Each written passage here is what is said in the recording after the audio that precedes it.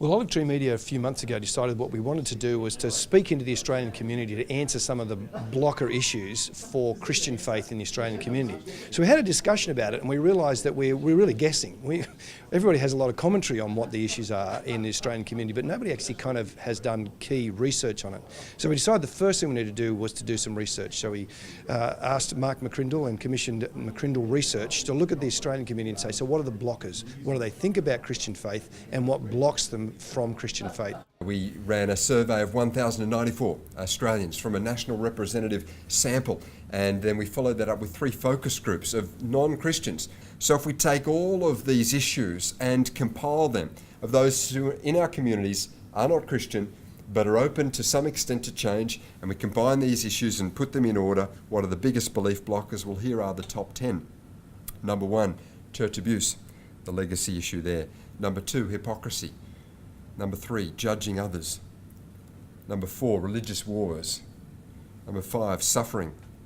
We've got issues around money, outdated, hell and condemnation, the teaching on that, homosexuality and exclusivity. I wasn't asked twice to do this. As soon as I heard about it, I knew I wanted to be part of it, and I'm glad to be here today to share it with you. Christianity, as you know, is a communication religion.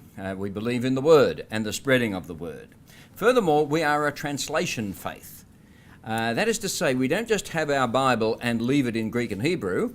We translate. We've always translated. And the whole business of translating the text into the language of the people is part of the genius of the Christian gospel. The first thing I noticed as a communicator is how ill-informed the audience is. My expectation of what people know is far higher than, in fact, what the research has indicated. I suppose the other thing I observe here is the one that will capture everyone's attention, namely the turn-off by celebrity endorsers. That's very interesting indeed. And again, I think it's cultural. I think the Americans tend to go in for that sort of thing, and Aussies don't. I can understand that. 4 things that I observed, all starting with F, of course I'm like that. Families. The transmission of faith through families, immensely significant. When I was principal of Moore College, I used to ask incoming students how they became Christians. Families figured very largely. If a person didn't have Christian parents, I'd say, oh, your grandmother was a Christian. Families, friends. Clearly, too, I think from the research, knowing someone who's a Christian is pretty significant. Other research I've seen has suggested to me that something like 60% of Australians don't know a Christian. The third F, formation. How do we explain ourselves? And here where Carl has talked about apologetics, so I'm glad he is. I'm glad he's thinking about that. My own view is that the Christian faith suffered a monumental intellectual collapse 40 years ago. We've never recovered ground. The fourth thing is fearlessness. Friends, the situation now is not as bad as it was in the first century.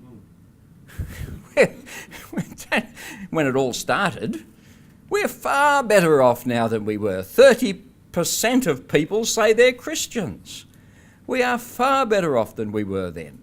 I'm not discouraged by these figures. I see them as a challenge, but I'm not discouraged by them. I think we have immense resource, immense possibility, and I'm very much a believer in the strength of the gospel, the transforming power of the gospel, and the God who is the great evangelist. And so I'm not at all discouraged by these figures, but I am informed by them and helped by them as I think of how to translate the faith in a way in which will be heard by the real people we deal with and not the imaginary people that I think we ought to be dealing with.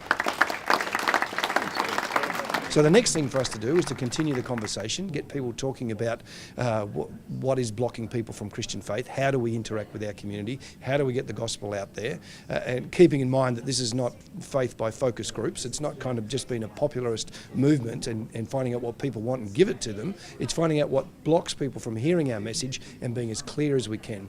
And from here we'll develop the series and hopefully in a year's time we'll be back here celebrating and launching a fantastic resource for the church.